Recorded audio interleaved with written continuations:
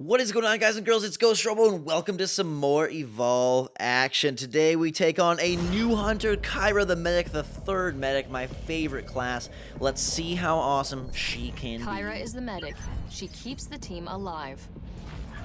The healing grenade launcher creates radial blasts of healing energy. The acceleration field accelerates Kyra and those around her to blistering speeds. The napalm grenade launcher deals fire damage to the enemy. Don't forget to use the healing burst. Interesting. This is actually the first time I'm seeing Kyra in action. Obviously, it's not my footage. It's from Turtle Rock, but we get to see a match with a bunch of new hunters, and we're going to be zeroing in on Kyra. So she has a healing grenade, a napalm grenade, and an accelerator. All of these are very interesting because as opposed to Cabot, who had some similar traits to other hunters, Kyra seemed completely unique. Her accelerator speeds everyone up, which is a very interesting ability. I'm not sure what kind of effect that really has. I guess escaping the monster, but typically when you break away, you do it in like separately, so you'd have to be bunched up to have that effect. But for Kyra herself, it might be quite beneficial to have her ability to sort of, evacuate the battlefield as needed to escape the monster. And if you use in conjunction with Cloak, she could really sprint the heck out of there if the support class is working together with her. Her napalm grenades are a interesting twist because both Val and Lazarus have sniper rifles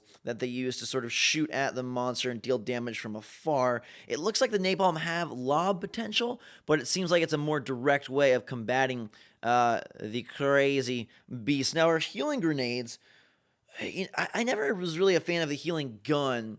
I really like how Lazarus is able to revive.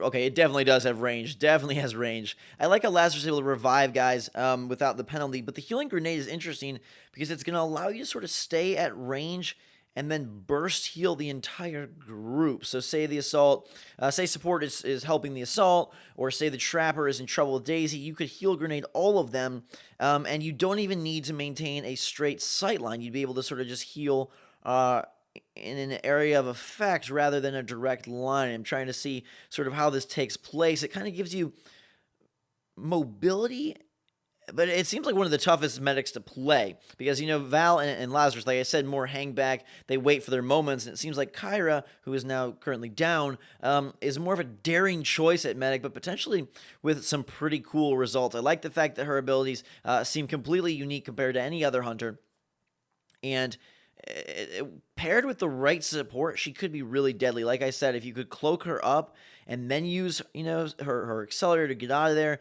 or you group together as your team, you get a spot on the monster. He's 82 meters away with some birds, and then you bring Kyra and her accelerator in, and they're able to zoom sort of to the monster spot a lot more quickly. Now, there's no sound in this match because there was previously commentary on it, and it was just too chaotic with my voice and theirs. But definitely smash that like button if you're enjoying these Evolve videos. I kind of want to just keep my mind on this game as we wait for its February release. We're seeing a new map here, at least one that's new to me, with some acid and weird pods that people can kind of jump on. They've revealed a bunch more maps. There is a daytime map, which is pretty sweet. It's not perfectly daytime, but it's decently daytime compared to the rest.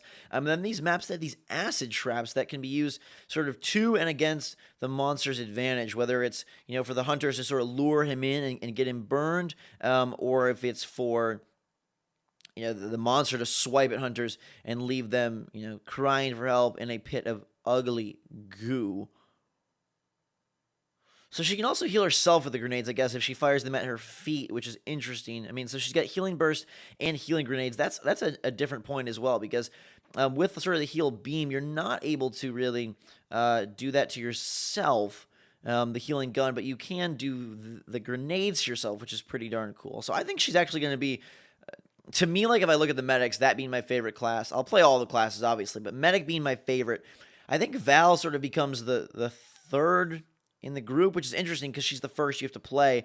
And that brings me to something that I noticed in the alpha, and I wonder if they'll make modifications to as we reach the beta and then the full release, is the way that the unlock system is set up.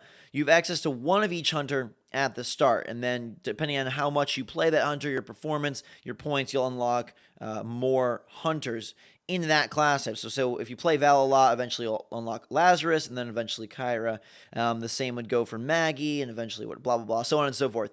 My concern is that if you have only 4 hunters accessible at the start and only Goliath accessible at the start, what if the point, how long is that progression going to take? I worry that you might run into burnout with sort of just a set of 5. Part of the allure of this game is that there's so much variety, not just in the match itself, but also in the combinations that you can create, considering there'll be 4 monsters and 12 hunters. If you don't give players access to those combinations early on, if you don't show them that the game can be very diverse in terms of its individual matches and how they play out, I worry that you'll lose people within those first 3 to 4 hours. Now, I played quite a bit of Evolve in the alpha, and I struggled to reach the new character unlocks in a timely fashion. It seemed like something you're going to have to play for a while, and I understand that part of this game, part of its what's necessary to its success is to teach players and help them learn the medic role, help them learn the trapper role.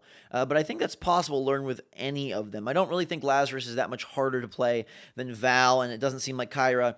She might require a little more skill, but I don't think she's that much more difficult to play than Lazarus. I'll have to play her for myself to see, but if you think about it, one of the classes for Assault has lightning, one of the classes for Assault has fire, support, bucket flies a drone, orbital drop. There's different moves that are skill-based for every hunter, and so I understand that you want to leave unlocks because that allows players to play more and it sort of keeps them coming back. I wonder, though, if there's a fine balance and the scales are maybe tipped too heavily in the progression direction, and they need to lean back more towards start game content. I would like to see them have 2 hunters per class at the start and then leave a 3rd hunter to be unlocked. I think that would sort of give people some ability to have, out of 8 hunters, you can make many more combinations than 4, which is just one combination, especially considering that you also only start with Goliath. Now, granted, you can play with and against people that have other classes unlocked, even if you don't, but for yourself, then you're locked in. It's like, well, I'm going to play Goliath for the next, couple hours until I get Kraken. I'm going to have to play Val for the next couple hours, and I think that Left 4 Dead succeeded because of its varied scenarios, and obviously Evolve can create that as well, even with just one core group of characters, but it makes things much more interesting when you're intermixing all of these different abilities. As we see here with Kyra, like I said, it would be such a cool advantage to have Kyra paired with the proper support and the proper assault and the proper trapper to really take advantage of all of her abilities. And, you could even do things where you shield up the assault, and I wonder if the heal grenades could heal him as he's being shielded. There's some interesting situations that could arise, not just for support and medic, but for medic and assault, and obviously then medic and trapper. This Goliath is really worrying me. He's low on health, and his armor is very, very low. He's feasting down right here on this guy, and he's ready to evolve. He's going to get to stage 3, which puts Goliath in a pretty nasty spot, and I mean nasty for the hunters, not nasty for Goliath. I think that stage 3 Goliath I still view as the strongest monster. So, Kraken definitely plays different, and he definitely requires a different mindset and mentality and can come at you in a variety of crazy ways. But level 3 Goliath, if you rush in there, it's harder, I think, for players to handle that. Sure, Kraken can fly up and sort of take this real vertical game against the hunters, but it's easier to pick off a target that's just floating through the air than one that's rushing straight at you. Sure, you can sort of rush right back and fire, but that power is overwhelming when he's stage 3, and it's pretty awesome to see. I'm very interested to see the 3rd monster. I make mention of this almost every video, but I'm still trying to really think what it could be. We saw a monster that was sort of passed on, a monster that they attempted to create and didn't work, and that was more of a serpentine type creature that did burrow, I believe. So I'm guessing we're not seeing burrowing in the 3rd monster. So what could it be? We've got a flyer with lightning. We've got a ground Godzilla with fire. What do we see happening for that 3rd monster? I mean, if we think elements, elementally, I mean, something that can heal itself, or something that uses like wind, something that uses ice maybe could be interesting. A monster that could freeze, I think would be really cool. And now that I say that, it's the first time I've really thought of a freeze monster, but I wonder if that's something that could really come to be. Think of a monster that attacks that could sort of shoot/throw ice spikes, a monster that could unleash like a freezing burst that would slow down the hunters, maybe give them a little bit of their own medicine back and inflict some status damage on the hunters themselves. Now, with the hunters, if we circle back to progression, there's no progression with guns, but there is a lot of perks you'll be unlocking. So even if you did have 2 or 3 hunters unlocked, you will have then. Oh, she's using that movement speed right now. Man, comboing that with sort of some of the perks that increase movement and jump speed, you could really just be like a freaking Olympic bobsled team sliding through the map. But anyways, you will be unlocking a bunch of different perks that can come into effect during the match. So things that give you little boosts to damage or health regen. And there's a huge list of them, so I haven't even seen what they all could be. Again, if you have the hunters unlocked, you still would have an opportunity to seek out some more things for progression. Now, Kyra is going in with those napalm grenades. I'm trying to see.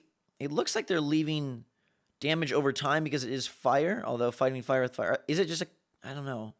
That's one thing I'd want to know is are the napalm grenades over time? And same with the healing grenades. Are they healing over time or are they insta-heal?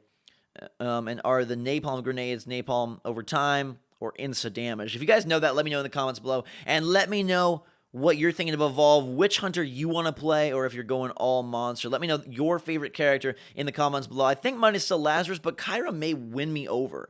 I really think that she's pretty darn awesome, and I want to try her out soon. Hopefully an opportunity to play Evolve in the near future. I wish I had more time with the alpha. I wish it lasted longer, and I'm just so ready for that freaking beta. A lot of games this fall disappointed me, and Evolve is not one of them. Obviously, it didn't release this fall, but I sure wish it did. And now we wait. So we'll watch this map wrap up here.